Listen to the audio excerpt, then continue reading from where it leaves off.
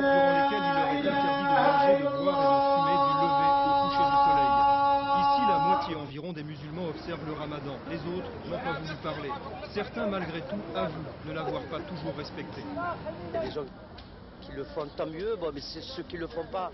Je pense qu'ils le feront plus tard. Vous savez, moi je me suis arrêté pas mal de temps de ne pas le faire, donc je ne peux pas juger, vous savez. Peut-être qu'ils retrouveront la foi que j'ai retrouvée, moi.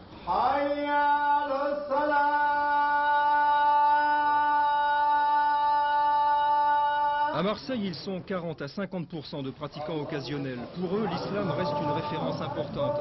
C'est la culture de leurs parents et de leurs grands-parents. Mais ils vivent dans une société française laïque et déchristianisée qui, sans doute, les influence. Il y a du laisser-aller, n'hésite pas à dire les pratiquants réguliers.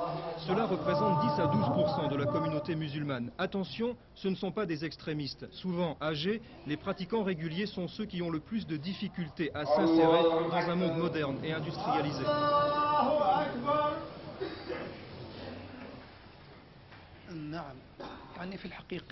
C'est vrai que la civilisation occidentale, où la religion tient peu de place, entraîne souvent les gens à s'éloigner de la foi.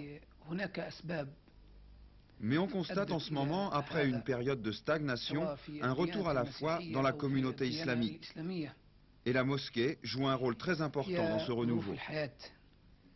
Erhamia, la miséricorde, c'est le nom de la grande mosquée de Marseille. En 1977 se trouvait ici un garage désaffecté.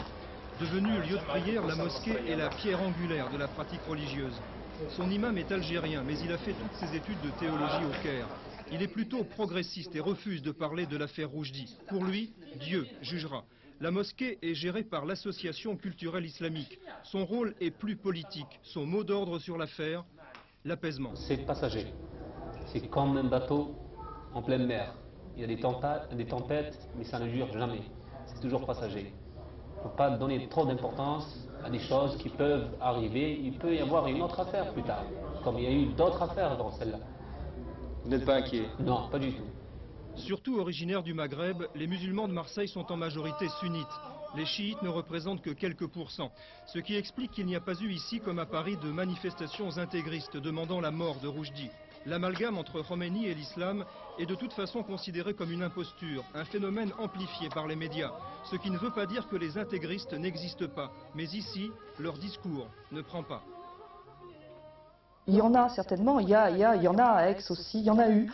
Je serais presque prête à parier que ça a été plus important il y a 3-4 ans ou 4-5 ans que maintenant. Je pense qu'il y a eu des tentatives et la communauté musulmane dans son ensemble n'a pas répondu à ces tentatives. Ils se sont trouvés rapidement isolés.